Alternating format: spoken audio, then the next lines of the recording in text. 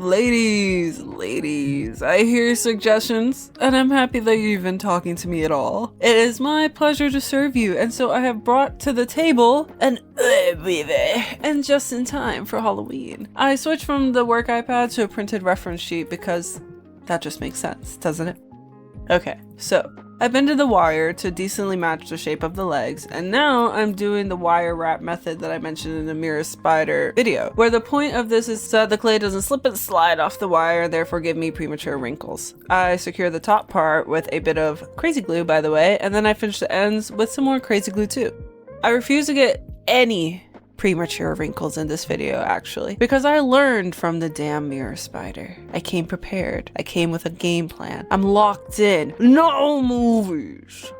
Now that the wire legs are all wrapped, I can actually add the clay, but guys, my editor needs a blunt and a vacation, because you know how I'm always saying the details are my favorite part? Well, I got carried away so bad with this part. I was genuinely obsessing over how thin I could get these legs to be. I rolled out the clay as thin as possible, then intentionally cut too much so that I could spread it out even thinner. Look, see? It's already so much thinner than the legs for the Mirror Spider. And at a glance, it's almost as if I'm being very normal about this. I'm doing what I always do, you know? I slice the ends so that it looks more like a joint, and then in the middle of the clay I add a little roly-poly that also adds as a leg joint. I do a little snip here and a little cut and whittle there. I take my tools and I smooth everything out, and then I do that 8 more times and I'm done. Except no, actually, I kept revolving through every single leg over and over and over in my effort to get them as thin as possible. I wanted Mariah Carey to be waking up in a cold sweat over how skinny these legs are. And by the time that I decided, yeah, I should probably go bake now, it had been 4 whole hours. I might be insane. After they baked, I did very minimal sanding because I still haven't gone to the store to get more sandpaper, and I do these in the middle of the night when the store is closed. The scariest thing about this is how close the wire cutters get to cutting my fingers, and yet it never does. I sharpen the ends of the cut wires to a point, and just like that, the legs are done. Now, ladies, you get to watch me wrestle for my life with these legs. I refuse to struggle with the oven like I did last time, so I did everything I could think of to fortify these legs, starting with wrapping the top parts with string. At first I tied the front 4 legs together, but I realized I needed them to be in pairs, so I separated them. The Orbweaver is also in a sort of presenter stance, so I knew I could get away with tying the legs up into pairs of 2 and just sort of begging that it works. But you know me. I don't believe I can fail until I see proof of said failure, so I kept it pushing. I started off wrapping them with string as a placeholder, but really my plan was always to hold them together with wire. Wrapping 2 legs into a pair wasn't quite easy peasy lemon squeezy, but wrapping the 2 pairs into one 4-legged cluster was very hard orange shard, and I don't know why every spider sculpture has to fight me this hard. I won this war, don't worry. The wires stayed on perfectly, as I said, when wrapping 2 legs together, but getting the wire to stay on the top end of pairing the 4 legs together was a joke, as you can see. Let's watch together even.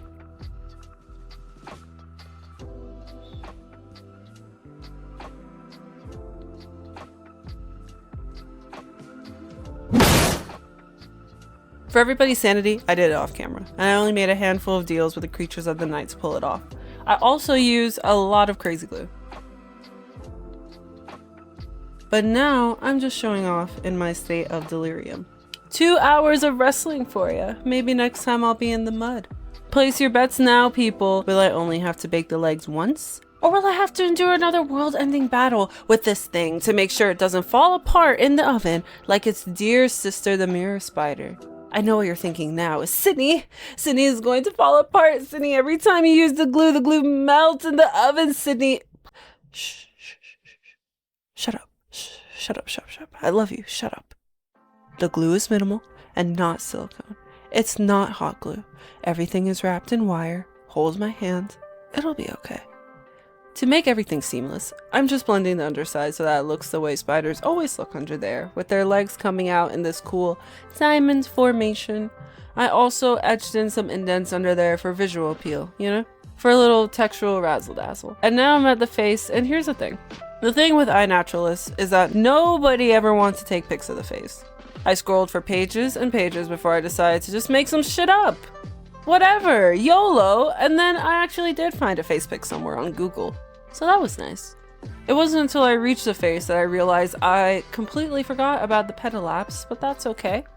I'll add it when I make the golden orb weaver, because it wasn't until I actually went and screenshotted all of your orb weaver comments just now for the voiceover that I realized, oh, I made a silver garden orb weaver when everyone wanted a golden orb weaver. Oh! Don't worry, the apology flowers are already in the mail. One day shipping, baby. It was too much of a gamble to bake it with this absolute dump truck of an abdomen. So I made the abdomen separately while the legs and the head got absolutely blasted. I'm always using random nonsense to sculpt, and the random nonsense I chose this time was actually the acrylic sheet for my resin UV lamp, which proves yet again what my mom always says, which is that my innovation is born out of my intense laziness, and that's something you can't take away from me. The reason why it didn't even occur to me to do the golden orb weaver like everybody wanted is because I was just generally looking up different orb weavers, and the abdomen is what sold it for me on this one. I started salivating when I saw the weird shapes and the weird patterns and the lumps and the bumps on this freak's abdomen, and I knew I had to get involved. The abdomen is also what sold it for the other weirdos like me on iNaturalist, because even though I couldn't find any pics of the face, I can assure you there were about 1,000 pics of this thing's abdomen. So I was able to analyze every textural nuance, starting with these tiered ridges that form a kind of river with dips and valleys from which the mountainous lumps will arise. Speaking of the lumps, I used my handy little tool to mesh those on, and while looking for the reference photos and pondering why they're there, I couldn't find any definitive answers, so I'm assuming this spider just wanted to be different from everybody else, and I don't blame her. But if any actual entomologists have an idea of what she was trying to achieve here, please let me know in the comments. I know you see me giving the lumps cat ears and are therefore screaming at your screens to let me know that no, Sydney, those aren't cat ears, Sydney, no, please, it's just a trick of the light and the pattern. They are lumps and bumps, not cat ears, Sydney, please. And it's okay, ladies, this is how we learn acceptance for real, okay? My mind was on some yeah, and that's just something we all gotta live with now. Next up, after the cat ears are in place, I'll do the bottom half of the lumps, which are smaller, actually conical, and for the most part, and varying in shape, with some being more horizontally cylindrical rather than conical. It's cool, and I love it. While I do that, I want to say thank you to all the people who have entered my lepidoptera raffle. Hello! And also, I need to let you know that there is still time! The winner will be announced on November 7th, and I won't stop adding people to the raffle running until like November 4th or 5th, I think. So go enter. Official details are on my Instagram page and my TikTok page, okay? So thank you, moving on. Here I am adding the last tiny bit of texture, because if you zoom in on 1,000 different photos like I did, you'll see that this special gal has lots of circular indents on the bottom half. So I used my teeniest ball tool to add those in. I was going to use that same tool to texture the back, but why would I make life harder for myself? Hello? If you're wondering how the legs are going, they baked on the first try! Let's go! Let's go! I cannot be matched, cannot be topped. I am only moving forwards because backwards is a mere concept to me. Let's go! Also, I baked the abdomen too. Spoiler alert, but I'm not going to connect these two until the very end, just in case. I might do this for every spider, but not necessarily every tarantula. We'll see. I used saran wrap to section off the legs that were painted already to save me the headache. And the base coat isn't white. It's actually a slight off-white because Basic Painting 101 is never use pure white or pure black. If you've ever seen me use pure white or pure black, it was a figment of your imagination, and you should see someone for that sort of thing. Now that the base layer of the legs are painted, I'll start blocking out the striped parts of her legs, which don't have to be super meticulous since we'll be covering them with a painted texture. I thought it was a good idea to use this tool for the hairy texture, but it looked awful, as you can see. So I just painted each hair individually, completely zoned out, and very happy to do so. I should have probably used a thinner brush so that the hairs would be more hair-like, but I actually liked the more painted on look of the thicker strokes. I think it's a little bit different than what I usually go for with my paint jobs, so I really leaned into it. Also, I had a flight the next day and wanted to finish this spooky lady before then, so I was hustling. You know why else I love the Silver Garden Orb Weaver?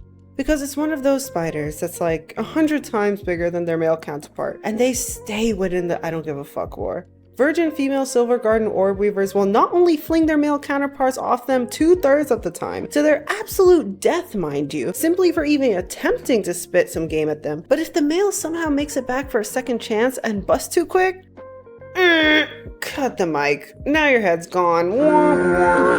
It warms my silly little Missandra's heart for real.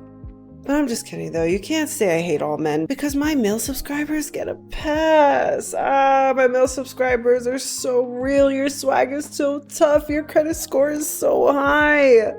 Okay, anywho, now that I've blocked out the black portion of the abdomen, I can go back in with multiple layers of golden yellow and gradient it out with this stunning tangerine. And while that part dries, I went back over to the little indents it made and emphasized them with little dots of paint and some randomly painted on gray flecks.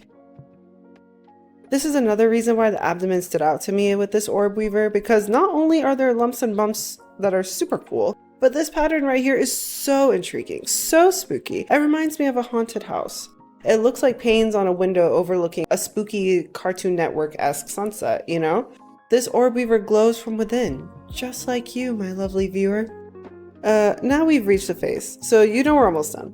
I paint on the eyes. Also, when I made the calycerate, they looked fine, but when I was painting them, I couldn't help but think they looked like really heavy balls, which is so upsetting. We must accept that which can't be changed, I guess. Last things last, I painted the underside of the abdomen damn near a month after I finished everything else. I deadass remembered to paint the underside and glue her together only a few days ago.